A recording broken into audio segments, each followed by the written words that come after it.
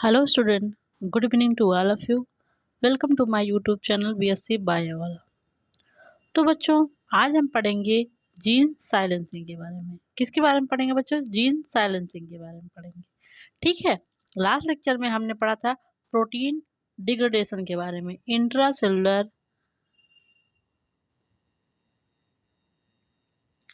Protein degradation के बारे में ना।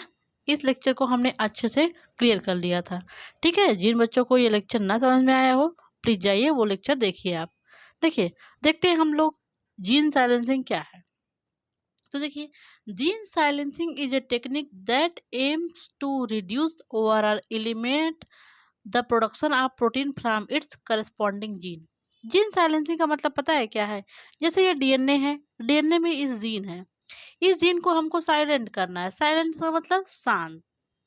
शांत का मतलब शांत क्या होगा? शांत होके क्या करेंगे भैया? ये प्रोटीन नहीं बनाएंगे, ये एमआरएनए बनाएंगे और उसका वो प्रोटीन नहीं बनने देगा। तो जीन साइलेंसिंग ऐसा फेनोमेनन है जिसमें प्रोटीन सिंथेसिस को रोक दिया जाता है, क्योंकि सेल को उस प्रोडक्ट की जरूरत नहीं है। ठीक है, जीन साइलेंसिंग क्यों हो रहा है? क्योंकि सेल को उस प्रोडक्ट की जरूरत नहीं है, इसलिए जीन साइलेंसिंग के द्वारा उस प्रोटीन को बनने से रोक दिया जा रहा है। तो जीन साइलेंसिंग क्या है? Gene silencing is a technique that aims to reduce और eliminate the production of a protein from its corresponding gene. जिस जीन से हमको प्रोडक्ट लेना है उस जीन को साइलेंस कर देना है ताकि वो प्रोटीन ना बन सके। ठीक है, तो जीन साइलेंसिंग क्या आपको समझ में आ गया? जीन साइलेंसिंग ऐसा फिनोमेनन है जिसके द्वारा जो जिस उस जीन को साइलेंस किया जा रहा है जिससे प्रोटीन बनने वाली, क्योंकि अगर सेल को उस प्रोटीन की जरूरत नहीं है तो जीन साइलेंसिंग करके उस प्रोटीन को बनने से रोक दिया जाएगा। ठीक है, it generally describe the switching off a gene by a mechanism of genetic modification. इसमें क्या होता है? जीन का स्विच ऑफ हो जाता है, स्विच ऑफ हो जाएगी तो जीन से प्रोटीन नहीं बनेगा। तो ये कैसा मैकेनिज्म है? जीन को स्विच ऑफ करने का मैकेनिज्म है, क्योंकि अब सेल को उस प्रोडक्ट की जरूरत है ही नहीं, उस प्रोटीन की जरूरत है नहीं, तो वो प्रोटीन फालतू में बनेगी सेल में। ठीक है, तो उस प्रोटीन को बनने से रोकने के लिए जीन को साइलेंस कर दिया जाता है। It occurs when mRNA is unable to make a protein during translation. ये कब होता है?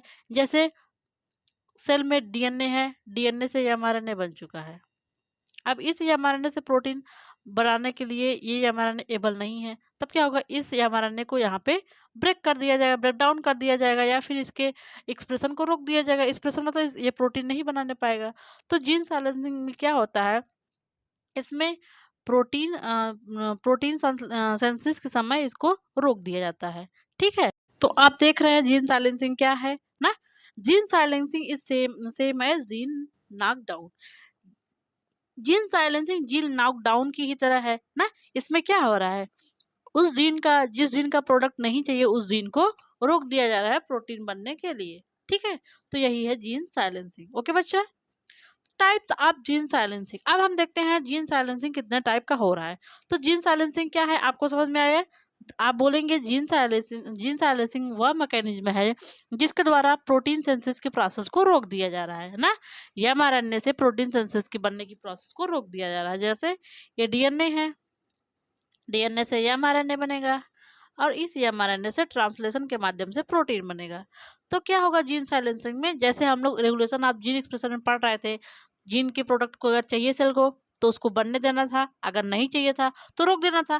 तो ऐसे ही जीन एक्सप्रेशन में एक ये भी मैकेनिज्म है जीन साइलेंसिंग। अब जीन को ही साइलेंस कर दिया जा रहा है ना, कि जीन साइलेंस मतलब शांत। आप शांत रहो, चुप बैठो, चुप बैठेगा तो वो प्रोटीन ही नहीं बनाएगा ना। तो अगर जीन शांत है तो प्रोटीन नहीं बनेगा। तो जीन साइलेंसिंग में क्या होता है? जो ये एमआरएनए बन रहा है, ये एमआरएनए को डिग्रेडेट कर दिया जाता है ना, ताकि प्रोटीन बनने नहीं पाता, या फिर एमआरएनए की एक्टिविटी को ब्लॉक कर दिया जाता है ताकि प्रोटीन ना बनने पाए। तो जीन साइलेंसिंग देखिए कितने किस किस लेवल पे हो रहा है, कैसे कैसे हो रहा है। Genes are regulated at either at transcriptional level या फिर पोस्ट ट्रांसक्रिप्शनल लेवल। ये तो आप वेल नोन है, जैसे हमने रेगुलेशन को बताया था, ट्रांसक्रिप्शन लेवल पे रेगुलेशन, ट्रांसलेशन लेवल पे रेगुलेशन, ऐसे ये भी है। जीन का जो रेगुलेशन है ट्रांसक्रिप्शनल लेवल और पोस्ट ट्रांसक्रिप्शनल लेवल पर होता है। Therefore silencing can be induced either at transcription level या फिर पोस्ट ट्रांसक्रिप्शन लेवल। जैसे जीन एक्सप्रेशन का रेगुलेशन होता है transcription level, post transcription level, translation level, at trans ना, ऐसे हम लोगों ने पढ़ा था। हेडिंग डाल डाल के। तो ऐसे ही जीन साइलेंसिंग भी ट्रांसक्रिप्शन लेवल पे होता है और ट्रांसलेशन लेवल पे भी होता है। किस किस लेवल पे होता है? जब ट्रांसलेशन हो रहा है, ट्रांसलेशन हो रहा है और सॉरी देखिए फिर से, gene are regulated at either at transcriptional level या फिर post transcriptional level. Therefore, silencing can be induced either transcriptional level या फिर पोस्ट ट्रांसक्रिप्शन लेवल। तो जीन का साइलेंसिंग ट्रांसक्रिप्शन लेवल पे भी हो सकता है और पोस्ट ट्रांसक्रिप्शन लेवल पे भी हो सकता है। देखिए जैसे ये डीएनए है, डीएनए से ये एमआरएनए बन रहा है, तो एमआरएनए बनने के लेवल पे भी, ट्रांसक्रिप्शन होने के लेवल पे ही जीन इस जीन को साइलेंस कर दीजिए, एमआरएनए को बनने मत दीजिए ना। तो ये हुआ ट्रांसक्रिप्शन लेवल पे हो गया ना, ट्रांसक्रिप्शन लेवल पे हो गया। और ये एमआरएनए बन जाए तब इसको किसी तरीके से आप साइलेंस कर दीजिए, तो ये पोस्ट ट्रांसक्रिप्शन लेवल पे जीन साइलेंसिंग हो गई।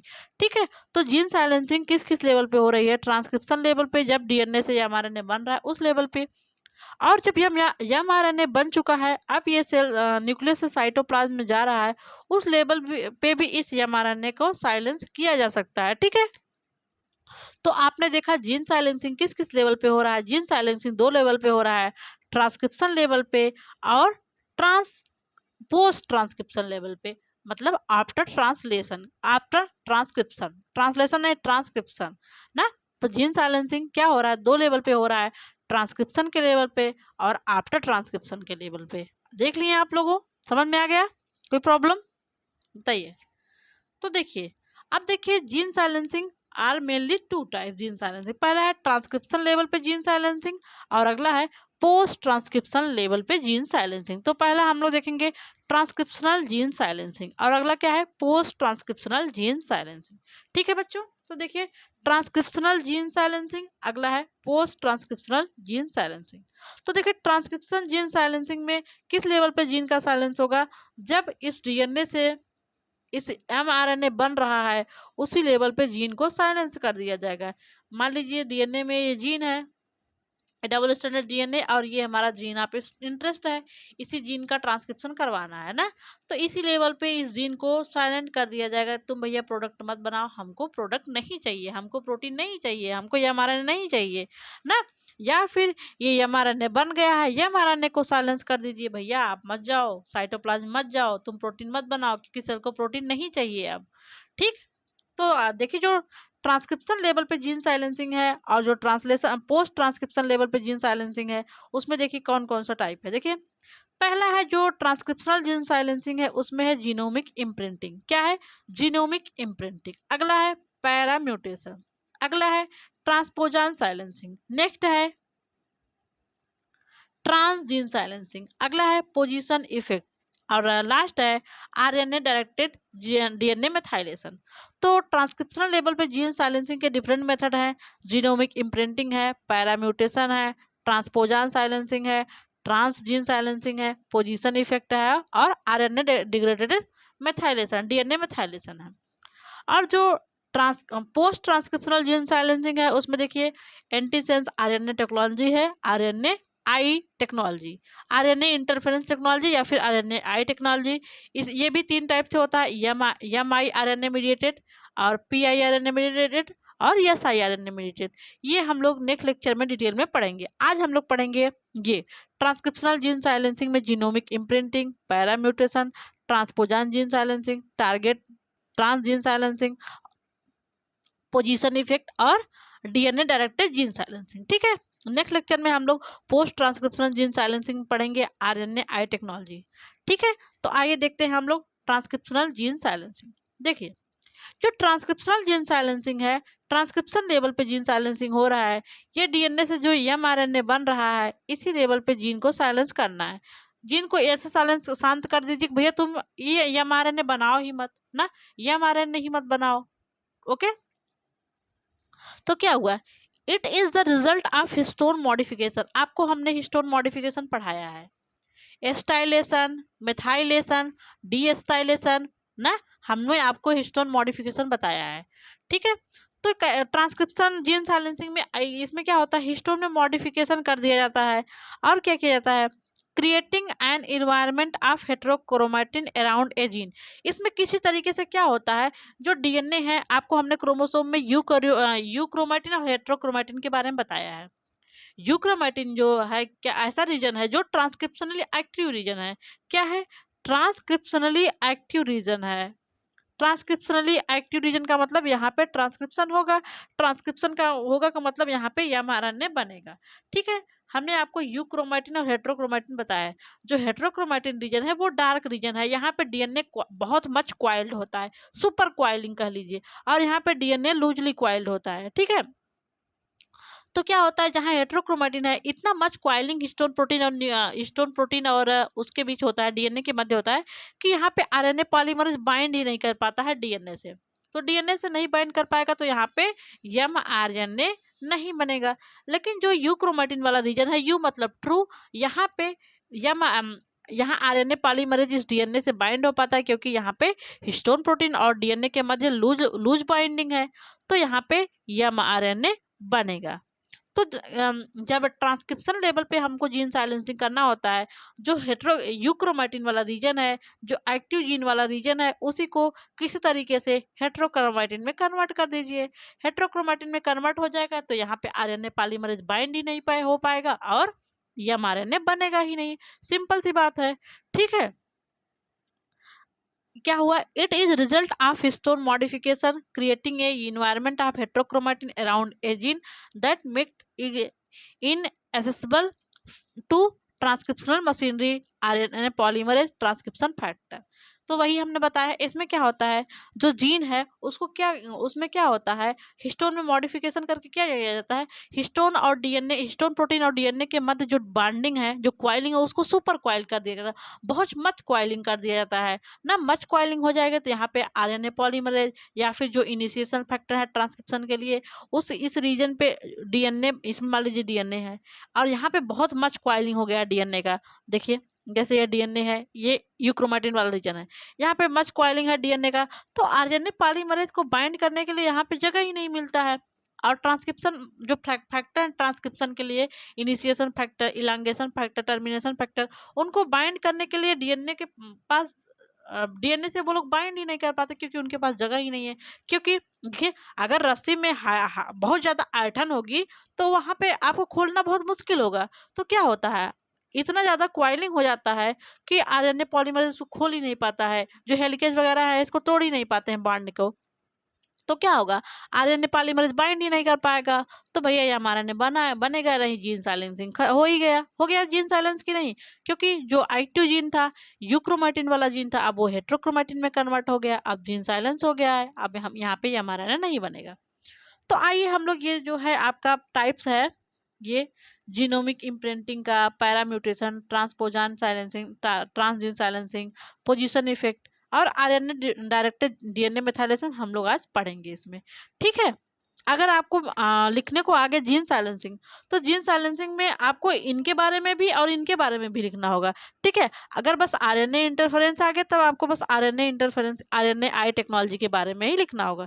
ठीक है, जीन साइलेंसिंग आएगा तब आपको ट्रांसक्रिप्शनल जीन साइलेंसिंग और पोस्ट ट्रांसक्रिप्शनल जीन साइलेंसिंग दोनों के बारे में लिखना होगा। इनके बारे में शार्ट में, इनके बारे में भी शार्ट में, आपको जिस अकॉर्डिंग हो, अगर वेरी लॉन्ग में हो तो लॉन्ग टाइप बना दीजिएगा, शॉर्ट में हो तो शॉर्ट टाइप बना दीजिएगा। अगर एक नंबर में भी वेरी शॉर्ट में आ रहा है तो आपको आरएनए आई टेक्नोलॉजी आ गया तो आप एक दो लाइन में उसका मैटर दे देंगे। ठीक है, तो आइए देखते हैं ट्रांसक्रिप्शनल जीन साइलेंसिंग के में हम लोग जीनोमिक इम्प्रिंटिंग के बारे में। देखिए, जीनोमिक इम्प्रिंटिंग हेडिंग आप लोग देंगे, जीनोमिक इम्प्रिंटिंग। जीनोमिक इम्प्रिंटिंग में देखिए आप लोग, देखिए क्या है, genomic imprinting as a genetic phenomenon, ये जेनेटिक फेनोमेनन है by which certain genes are expressed in a parent of origin specific manner. It is an inheritable process independent of classical Mendelian inheritance. Genomic imprinting have demonstrated in insect, mammal and flowering plant. Genomic imprinting में क्या है पता है, gene का imprint, जैसे एक gene मान लीजिए यहाँ पे है, वो हूबहू अपने बच्चों में जाएगा। ठीक है, यहाँ पे जैसे दिखाया गया है, ये देखिए, एक है यहाँ पे सेल, यहाँ पे इसका डीएनए है, तो ये गैमेट में इनसे देखिए फ्यूजन से जो गैमेट बन रहे हैं, देखिए इनसे देखिए रेड वाला भी एक में गैमेट में गया है और दूसरा रेड वाला एक गैमेट में, अगला एक गैमेट में, अगला एक गैमेट में। तो आप देख रहे हैं जो जीन है वो गैमेट में सेपरेटली जा रहा है, कोई यहाँ पे रिकम्बिनेशन वगैरह नहीं हो रहा है। जैसे मेंडलिज्म में आपने देखा टाल टाल के बीच हमने टाल के बीच में, सॉरी देखिए टाल और ड्वार्फ के बीच में क्रॉस करवाया गया था ना, प्योर टाल था और ड्वार्फ के बीच में।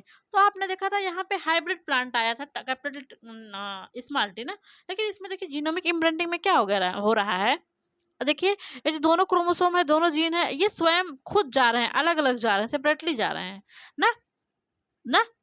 देखिए ये फीमेल का, देखिए ये फीमेल का रेड और मेल का ऐसे जा रहा है। तो जीनोमिक इम्प्रिंटिंग में क्या है, genomic imprinting is genetic phenomenon by which certain gene are express in a parent of origin specific manner, जिस मैनर में वो है उसी मैनर में होंगे। ठीक है, ये कहाँ पाया जाता है, इंसेक्ट में, मैमल में और फ्लावरिंग प्लांट में। क्योंकि यहाँ पे क्रॉसिंग वगैरह वगैरह जिस इस जीन में नहीं होगा, जिस मैनर में है। अगर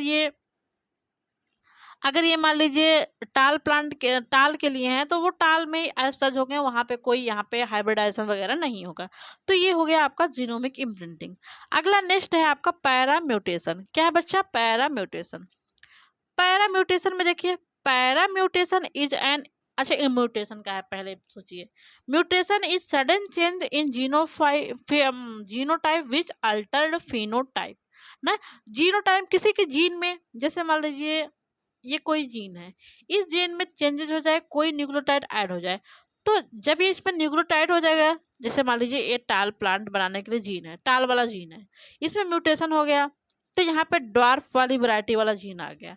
तो ये जीन, ये जो प्रोडक्ट बनेगा, जब प्लांट बनेगा ड्वार्फ हो गया, तो म्यूटेशन हो गया कि नहीं, यहाँ पे चेंजेस आ गया ना। तो ये देखिए पैरा म्यूटेशन में, देखिए para mutation is an interaction between two allele of a single locus. Locus क्या है, जहाँ पे जीन प्रेजेंट होते हैं उसी को बोलते हैं लोकस। जैसे इस स्थान पे जीन प्रेजेंट है, इसी को बोलते हैं लोकस। तो दो gene two allele of a single locus. जैसे टू एलील का मतलब क्या है, जैसे हाइट का जीन है, हाइट का जीन है तो इसके दो एलील होंगे, एक टाल एक ड्वार्फ ना। टाल और ड्वार्फ होगा, दो एलील होगा। तो यही दो एलील, इसमें क्या होता है, जो दो एलील हैं एक ही लोकस से प्रेजेंट है, उनके बीच इंटरेक्शन होता है, resulting in A inheritable change of one allele that is induced by other allele. इसमें क्या होगा, दो एलील हैं, एक ही लोकस पे हैं, इसी पे हैं, ड्वार्फ वाला भी जीन इसी पे है और टाल वाला भी इसी पे है। लेकिन क्या होगा, इसमें एक ही अपना एक्सप्रेशन दिखा पाएगा। जैसे देखिए ये मेष में जो सीड कलर होता है उसका ग्रेन का, इसमें देखिए ब्लू है और ये येलो वाला है। इसमें देखिए ये देखिए ये कैपिटल आर और स्मॉल आर यहाँ पे दिखाया गया है, और ये देखिए आर एम बी इसको करके दिखाया है। लेकिन क्या हुआ, जब क्रॉस हुआ इन दोनों के बीच में, तो देखिए ब्लू वाला आया ना, ब्लू वाला आया कि नहीं। तो एक ही जीन अपना इफेक्ट दिखा पा रहा है, दिखा पा रहा है कि नहीं ना। तो यही इसमें बताया गया है पैरा म्यूटेशन में। Para mutation is an interaction between two allele of a single locus resulting in A inheritable change of one allele that is induced by other allele. Paramutation first observed in by the effect it had on कलरा corn colonel, जो मक्के का corn होता है, colonel होता है, उसमें ये देखा गया था। ठीक है, आपने देखा ये पर्पल वाला और ये येलो वाला दोनों के बीच क्रॉस हुआ तो पर्पल वाला ऑप्टेन हुआ, मतलब एक ही अपना इफेक्ट दिखा रहा है। जैसे देखिए टाल और ड्वार्फ के बीच में क्रॉस हुआ तो एक टाल वाला ही मिला था ना, तो मतलब इसी का इफेक्ट हो रहा है। ओके, अगला है पोजीशन इफेक्ट। क्या है बच्चा, पोजीशन इफेक्ट। तो पोजीशन इफेक्ट क्या है, position effect is the effect on the expression of a gene when its location in a chromosome is change. इसमें क्या होगा, जैसे क्रोमोसोम में किसी जीन का लोकेशन है ना, और इसका इफेक्ट कुछ अलग है। अब मान लीजिए इसका लोकेशन यहाँ है, इसमें म्यूटेशन हो गया, इस जीन का लोकेशन यहाँ पे हो गया, तो क्या होगा, तो इफेक्ट हो ही जाएगा ना। तो वही इफेक्ट को पोजीशन इफेक्ट कहते हैं, मतलब जीन का लोकेशन चेंज हो जाएगा। और ये लोकेशन किसके द्वारा होता है, म्यूटेशन के द्वारा।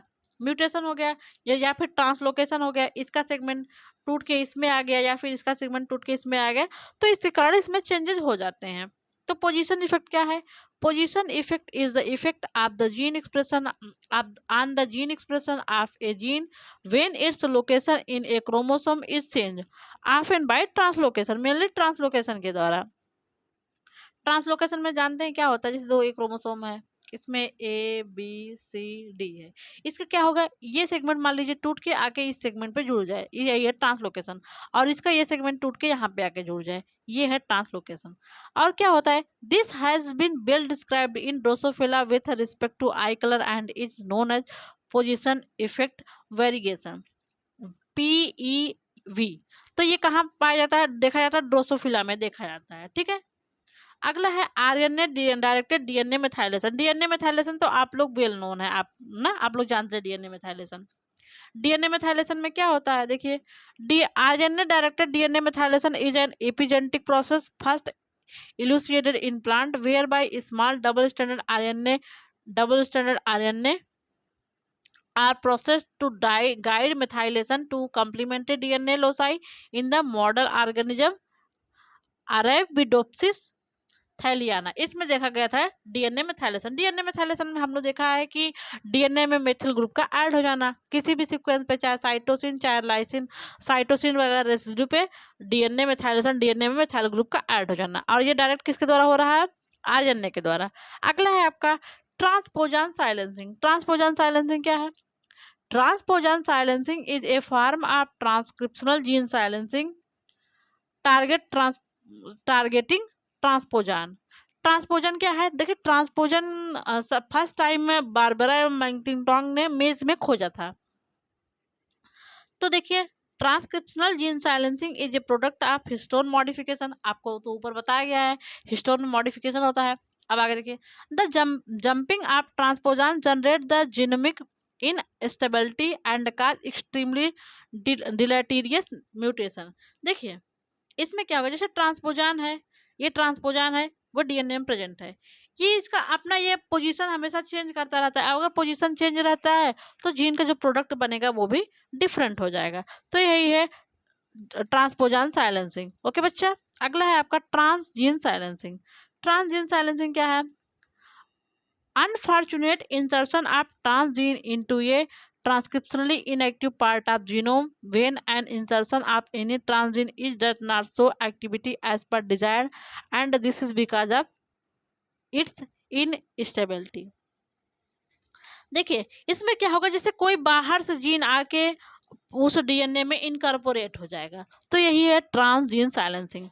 तो बाहर से कोई जीन आ जाएगा तो वो जीन इनएक्टिव हो जाएगा और प्रोडक्ट नहीं बनेगा, ठीक है, यही है ट्रांसजीन साइलेंसिंग।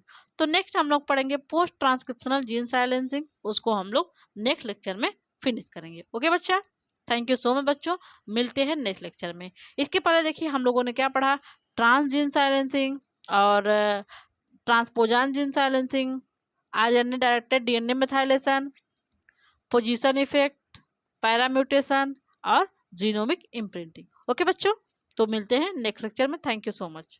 ओके।